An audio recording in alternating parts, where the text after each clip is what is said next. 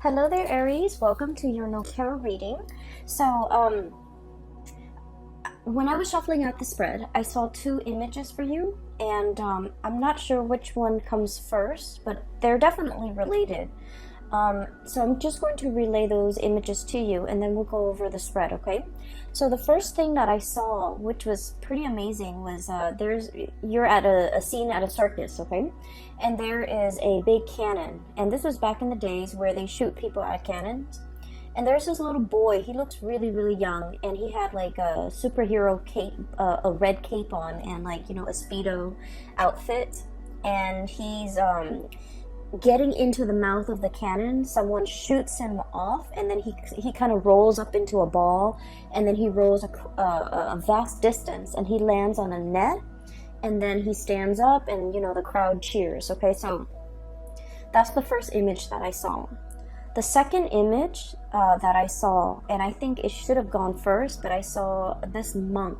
He looks like a medieval monk, and you know how back in the days, if you look at images and drawings from the medieval time period, the monks, their heads are bald, but they have like hair that's growing on the side, okay? So he's like a medieval monk in this really dark castle in his study, and it's really dark outside. You can see the moon, and you can see the steeple and the chapel like outside the window. It's really dark. He's reading, poring over many, many, many books by candlelight. And when I saw this image, I immediately think about, the scribes, okay? The scribes. The people, the monks are the first ones that are literate, especially in medieval time. Not a lot of people have access to education. So they're the ones that keep ledgers. They're the ones that are really incredibly educated. They know letters. They write down like, they keep inventory, keep ledgers, but they also write down like the daily activities as to what happened today. And they're pretty much the first people that keep like a written history of things that have unfolded. Okay, so I feel like this guy, he's in his study by candlelight, obsessively poring over, looking through, researching, and trying to find something. Okay, so he was like very, very adamant about trying to find something. So those are the two images that I saw. And it was really difficult for me to try to get those images to kind of like tell the story, okay? So what I feel is happening here is there's something that you are doing. And I feel like for many of you, this is a part of like a job. For those who are self-employed, I feel like you're trying to launch something. And you're obsessively trying to do the preliminary background research, the market research. I'm hearing like patent. So for some of you, you might be inventors. You might be poring over all the patent history to make sure that this thing that you are trying to bring forth into the world has not been done before, like a violation of patent, for example, patent laws. And then I feel like for others of you, especially if you're not self-employed, you're working for other people, I feel like you're trying to look into the regulations, the rules and the regulations as to how something was done in the past, and then you're trying to bend the rules, okay? I feel like there's something here about not wanting to follow what was done in the past, wanting to trailblaze, wanting to create your own path. And I feel like you don't have a precedent. You don't have like, the thing that comes before for you to guide you. You're kind of like starting from scratch. You're starting on your own. And I feel like there's a lot of risk associated with it, okay? Hence the little kid being launched out of a cannon, okay? So like, I feel like in some way physically you're thinking like, how is this going to work? What exactly is it going to look like? And so it hasn't been done before, so you don't have an example to go by. You just have the idea in your head, and you're trying to bring it forth into the real world. And the real world is like constrained by the law of physics. And so you're just, trying to do that research into a field or into an area, a specific a specific field that you're not very familiar with, okay? And so I feel for many of you, this is like a very huge new undertaking that you're planning to start off, and you feel that it's gonna have like a tremendous yield, either financially, monetarily, or just, you know, it's something that you feel that needs to be done, and you're the person that wants to lay out the preliminary groundwork for this, okay? So this is like a huge undertaking that you're kind of like a responsibility that you're taking on, mainly because I do feel for many of you, normally you don't have the patience to kind of like, you know, do the research, sit there and pore over volumes and volumes of things to dictate how this is gonna happen. But for some reason, for some of you, you might be personally invested in it, or you might feel like, no, this is the right thing to do. I want to do it right, or I want to do this for somebody. There's like an emotional connection, or like an emotional reason why you want to do it. For others of you, you're like somehow invested in it, where you're just like, no, this is something that needs to be done because it's going to lay the groundwork for what's to come, and I want to lay the groundwork in the direction that I want to see things happen in the future, okay? I do sense we have here the Judgment card and the Justice card, okay? So this deals heavily with legality. The Justice card, this is about weighing out the pros and cons, okay? What is right morally, ethically, versus what is right like internally. And then we have here the Judgment card as well. Light bulb moment, okay? Some major idea that you are trying to bring forth into the world. It's almost like I'm getting a very strong like Aquarian, you know, influence here, where you're like so ahead of your time. You have these ideas swirling in your head, and I feel like you're trying to conceptualize it. You're trying to make sense of it. You're trying to like sort out these creative ideas, put them into little neat boxes so that you can understand exactly what you are trying to work with. I also feel like it's a major ethical or a moral issue that you're grappling with, okay? Whenever we are linked up with laws and legalities and rules and regulations, I feel like especially for many of you, you have an innate sense of what is wrong and what is right. And I feel like there might be some type of a moral conflict between what you feel is right, what you feel is wrong, versus what the laws dictate is right, or what the law dictates is wrong. So there might be some type of a legal framework, or just some type of a framework that you're working within that you feel needs to be changed, and you're trying to find justifications for how to change it. You're trying to find evidence. You're trying to find like nuances in the law so that you can bend them. And I feel like you're doing this because internally you're driven by your own sense of what's right and what's wrong. And so you're trying to, you know, shape it or fashion it in a manner that speaks to you. So I feel like for many of you, there might be a situation in a work environment where you're just like, this is not fair. This on paper, it says this, but in my mind, in my head, in my heart, it feels wrong. And so you're trying to, you know, find a way to get around it, is what I'm sensing. Okay, so this is coming in really, really strongly. And then going to the second image, this is what I'm sensing here, is there's a situation where, once again, you know, you're trying to bring things forth into the world. It requires a lot of background research from your side. And the more that you read, the more ideas come to mind. But I feel like there isn't like a running thread to string all of these ideas together. And so in that way, you might feel like you're kind of ill-prepared to make the connections, to make the dots, to connect the dots in some fashion. And you also feel like you might need to speak to a specialist. You might need some type of an expert in their field in order to help you, in order to conceptualize, not only conceptualize, but like to draw out how it's going to be implemented or how it's going to be made in the real world. Okay, and I feel like there's somebody coming in, someone who's an expert in their field. We have here the Queen of Swords. I usually think of this as someone who is super rational, okay?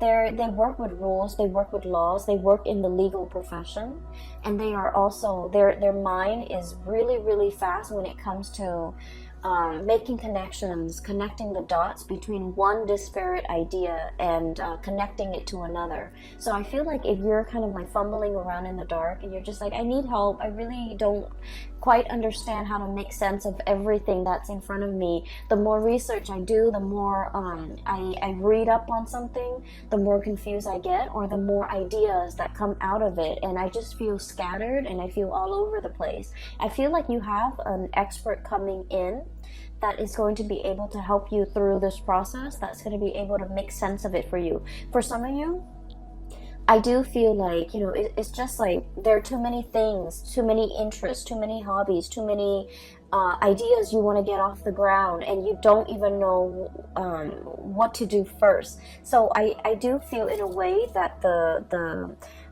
solid groundwork has not been laid, and you're still in that process of doing that. So I just want to say as well, you know, there is a Mercury retrograde that's going to permeate the entire month of November. It starts on the 31st of October, and we're going to be in the Mercury retrograde period for about 3 weeks of November, and the last week is pretty much the shadow period. So this is a time to really lay that foundation, lay that groundwork, do the preliminary research, make sure there's no holes in your theories, and make sure that everything is done. And I keep hearing like conceptualize. Make sure that you have a very, very, very solid foundation laid out before you start doing anything. And the time for you to start doing anything should be outside of this Mercury retrograde cycle. So I would say the month of December looks really, really right, especially if we are in the time of Sagittarius, which is a fellow fire sign. You know, when the sun is in Sagittarius, it's going to make a trine to your sign, Aries, and it's going to it's more conducive for, you know, bringing you recognition, bringing you into the limelight, and making sure that your plans and ideas and whatever you're trying to implement is foolproof, because you're going to get a lot of visibility. And so I feel like the month of November is not really the time to draw attention to yourself because of the Mercury retrograde period. It is time for you to kind of lay low, pour things over, understand things, read up on things, do the preliminary research, have all those ideas floating around. You don't need to string them into any type of a coherent thought. You just need to, you know, take them into account, but don't implement anything until the month of December. So I hope that makes sense, because if things are not laid out well and thought about well, and, you know, I want to say, if they're not done well, by the month of December, when the limelight is on you, or when the spotlight is on you, that's when, you know, all the holes in your theories will start to show, okay? I'm seeing that it's like light streaming through it's almost like a window with curtains, and then light streaming through. If there are holes in the curtains, you're going to start to see those holes cast a shadow, and you're going to start to see the light. So I feel like this is not a time for you to get that limelight. It's going to come in the month of December, okay? So enough about that. I do want to move on to the cards, because there's something coming through here. First of all, we have here the Eight of Wands and the Eight of Swords, and both of these falling on top of each other. So the Eight of Wands, this is massive amounts of communication. And the Eight of Swords is a situation where we keep ourselves stuck, we keep ourselves bound, and we feel like we don't have all the information that we need in order to move forward, in order to make a decision. So what I feel is happening here is there's a major idea that you have, okay? I feel for many of you, you might be like consultants, you might be experts in your field.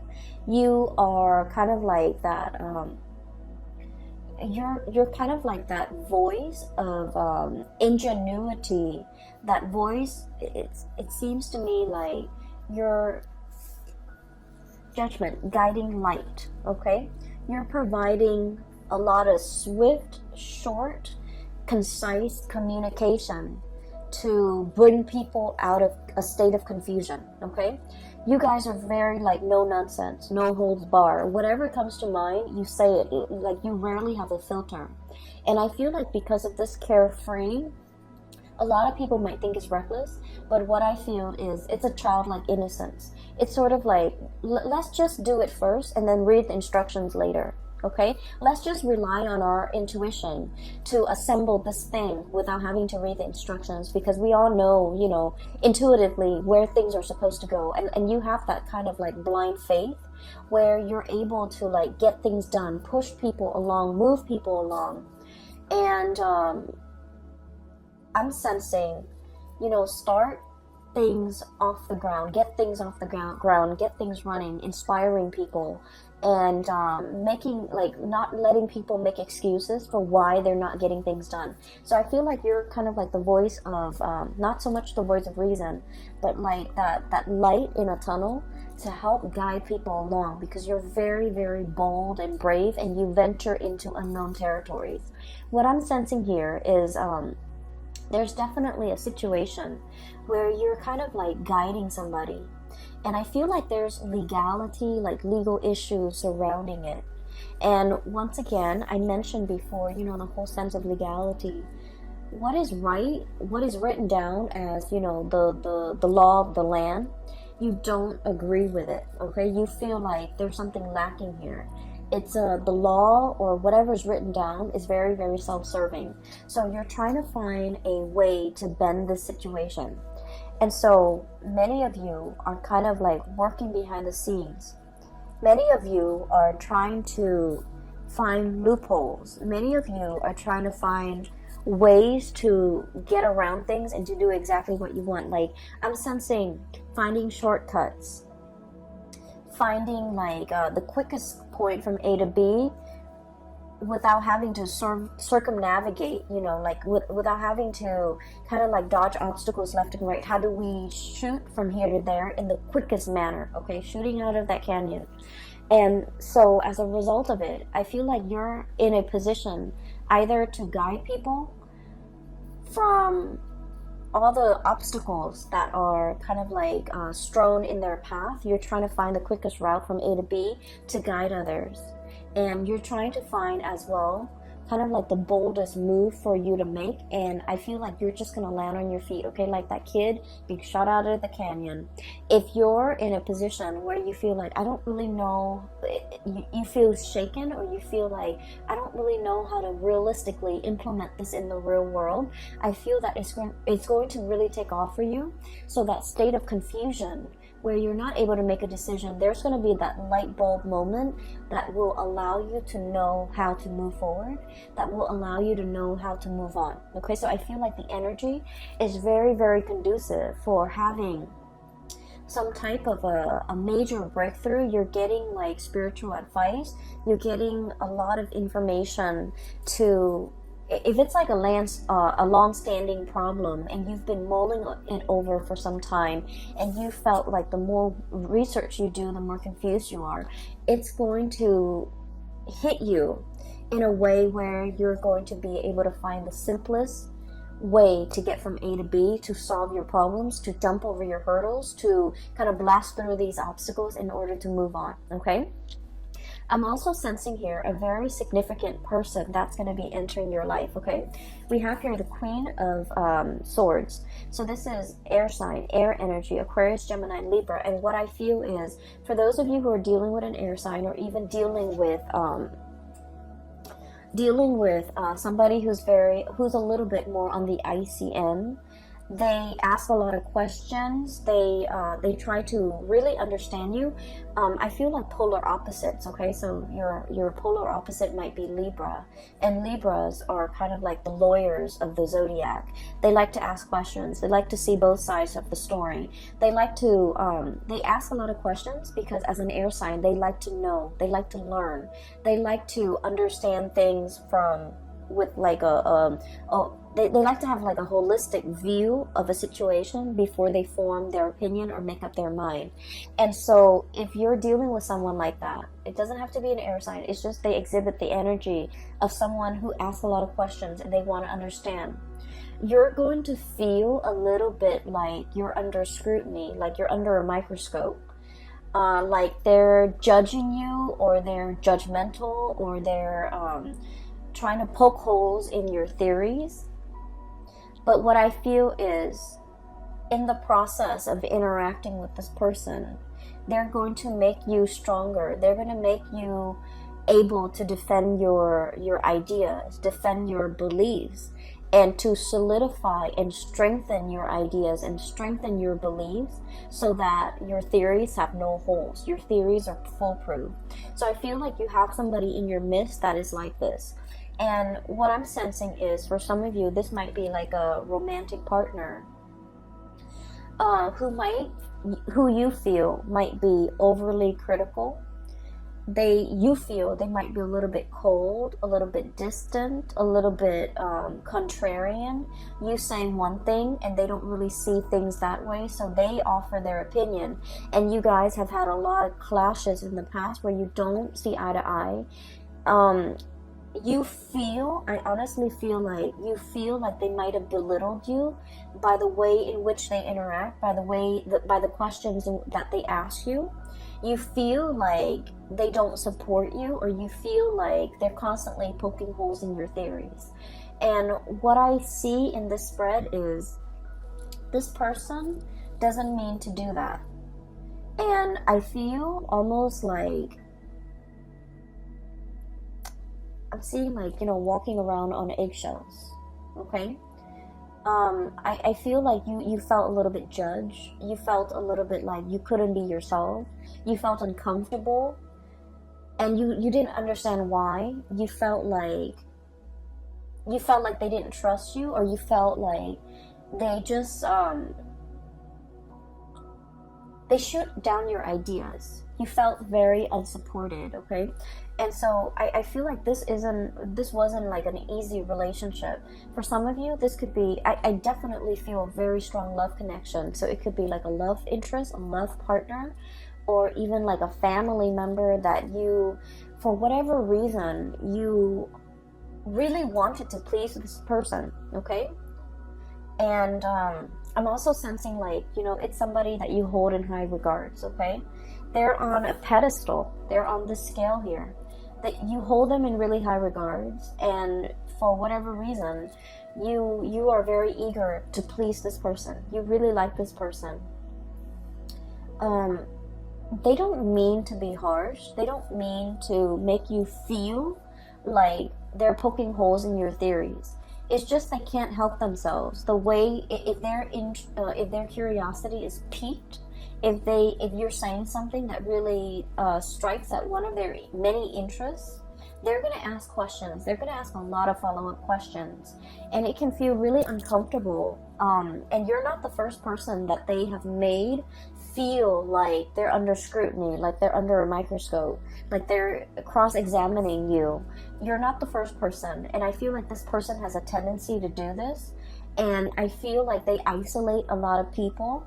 They might have isolated friends because of their behavior. So I'm sensing here a person that doesn't mean it. They don't mean any harm, and they don't understand how they come across, and they don't understand how harsh they are with their words and their judgment, and they don't understand that people feel judged or feels that they're too judgmental, and people feel uncomfortable in their presence, okay? So I feel like you're dealing with a situation like that, where somebody might be asking you, and they're asking you so that they can understand where you're coming from, so that they can understand your ideas.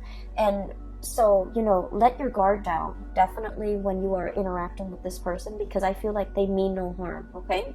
When we're coming from a space, anytime we're coming from a space where we are constantly questioning somebody else's motives, Three of Cups, this is a celebratory card, an exchange of communication, ideas, getting together, having a really, really good time, and you have this, you know, a flow, a really soft, I want to say a soft flow of energy.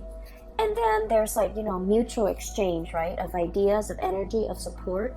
And then all of a sudden this person comes into the picture and they're kind of icy and rational and just, you know, stone face, poker face, so you don't really know where they're coming from. So I feel like, you know, they have a habit of doing this and they're not really aware of it. And so anytime that we have an interaction with another person, we just need to take everything at face value, because I feel like the minute somebody feels like, you know, like a perceived slight, or you get a perception that someone is like negative or trying to shoot down your plans, the minute we get defensive in a social interaction, that's when we kind of like imagine things or energies that are not there. So I feel like in this situation, it is best to let our walls down. If they ask questions, just answer their questions. And I feel like it's going to create a more even flow of energy, okay? For some of you, you have somebody in your vicinity where there were like a lot of communication, like we have here, you know, arrows of love, a lot of communication happening all at the same time, and things are great. And then you go through a period where there's like zero communication, Eight of Swords, being stuck in a prison of swords, and you're just like, what just happened? Which way do I go? So I feel like you're dealing with someone who you feel is blowing very, very, very hot and cold. You don't know from one day to the next where you stand with them. I keep hearing bipolar.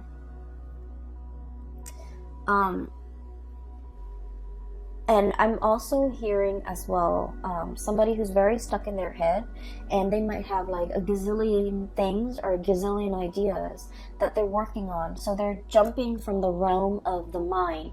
They're constantly thinking about other things, okay? So it's not that they don't have time for you, or it's not that, you know, they're... I feel like they're very, very busy, and I know that sounds terrible. There's no excuse. You know, if you really want to make something happen, if you really want to reach out, you want to prioritize a communication or a specific person in your life, being busy is no excuse. We find time for things and for people that matter. But I feel like there's like periods of like a lot of heavy communication with this person, and then you go through a drought, and then they come back, and then there's a lot of heavy communication. And you're just never sure where you stand with this person, and you're frustrated, and I feel like you're thinking about the worst. You're thinking about like worst case scenario. They're probably talking to other people, they have a lot of other options, they have a lot of other people in their mind. And I feel for many of you, you might retaliate by, you know, going out a lot, you know, trying to meet other people. And so when you're going through that period of drought and there's no communication from the other person, you are waiting on the communication, but at the same time, you're just like, you know, I do see like a retaliation where if there's no communication, you draw your attention elsewhere. And so I just feel like the other person has a lot of things on their plate. And once again, I'm not saying like it's an excuse, but I do feel like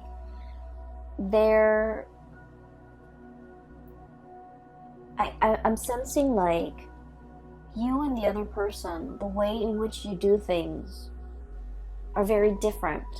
And so there's lack of understanding from your end to their end, where they're coming from, why they're like this. And then from their end to your end, there's lack of understanding why you need certain things.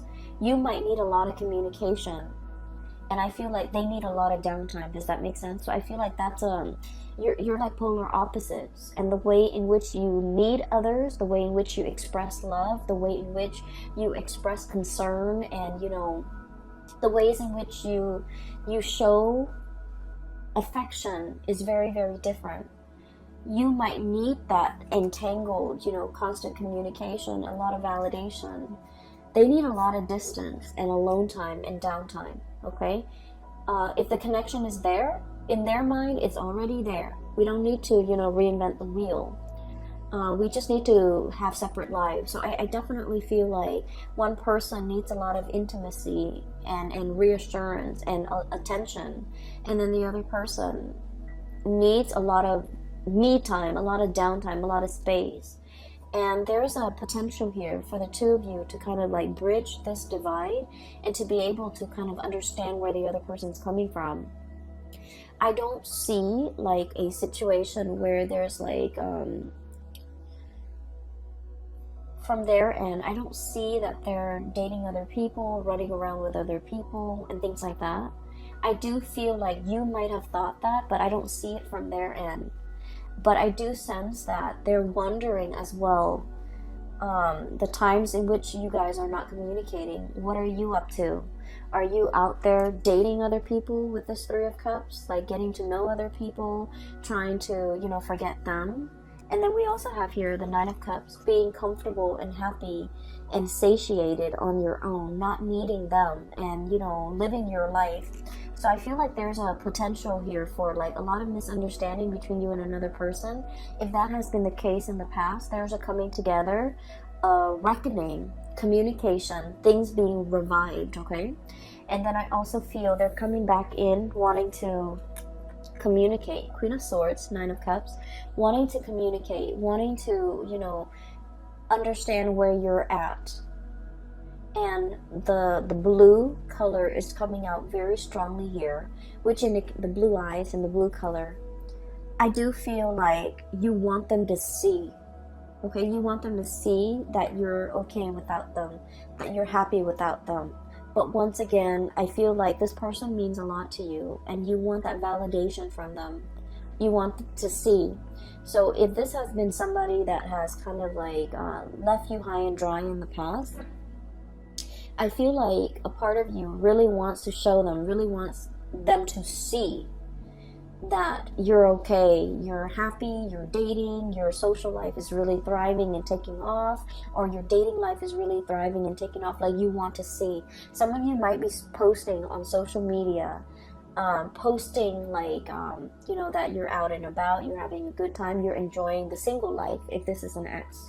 And then I definitely feel like, they're thinking about you. They're trying to access you, access the photos, access the information. They're definitely physically seeing to make sense of it. Okay, so I do see a tit for tat, retaliatory type of an energy here, where you want somebody to see that you're doing well, that you're doing fine, that you're happy. But once again, it still points me to the fact that you are wanting some type of validation from this person, okay? If it is an ex, I feel like it's going to be the end of it.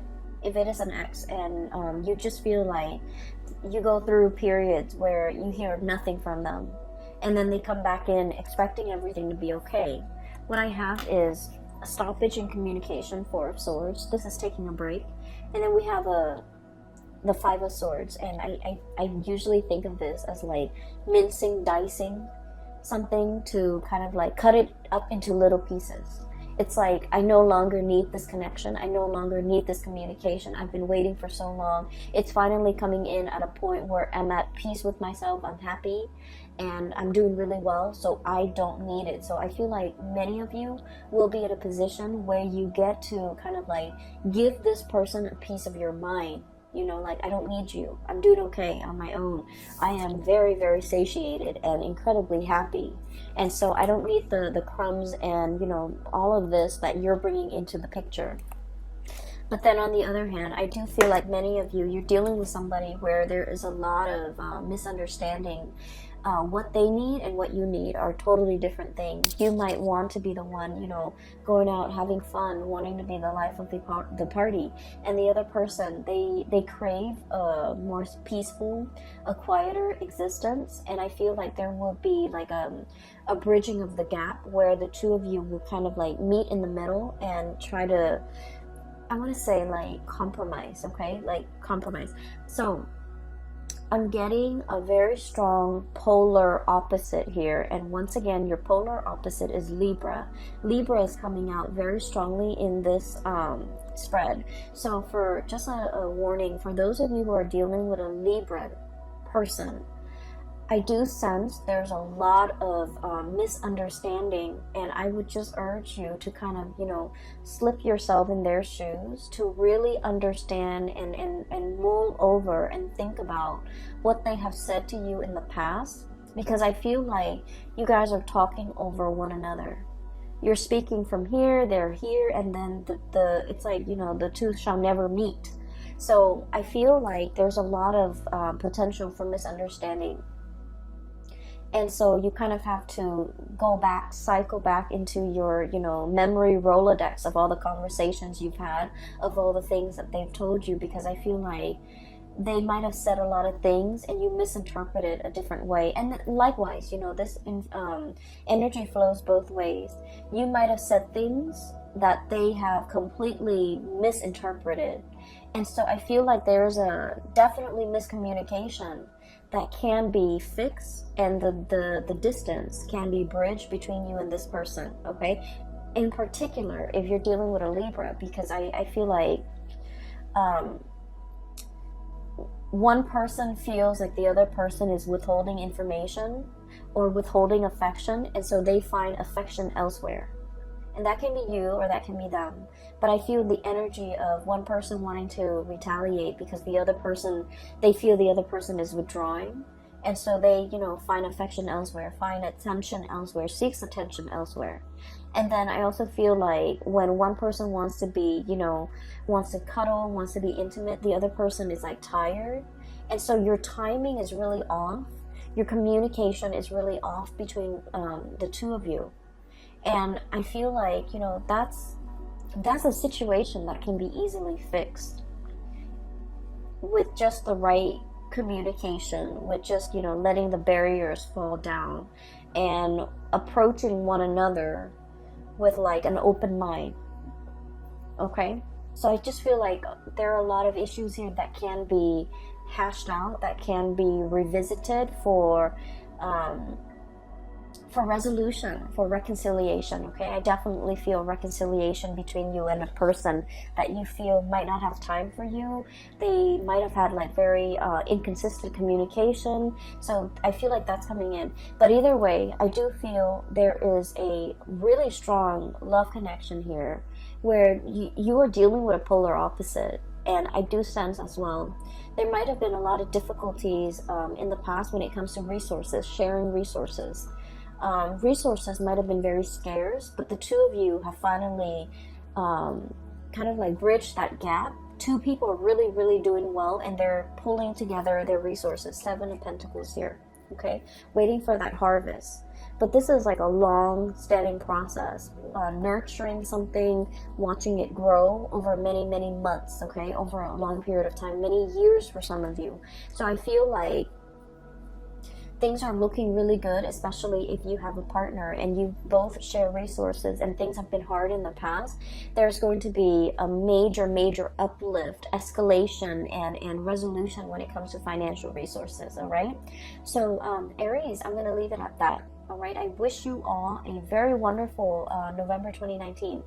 And if you are interested in a personal reading, I do have a link in the description box below for a colleague of mine. Her name is Bridget. She is phenomenal. I highly recommend that you get a reading with her. The link is in the description box below. And also, if you're interested in this deck, the local artist has reached out to me, and she told me, you know, to include a link to her website where you can purchase this deck as well as all the other artwork that she has available for sale. The link is also in the description box below. Okay, I wish you all the best, and I will be back for the month of December, and I'll talk to you guys soon. Take care.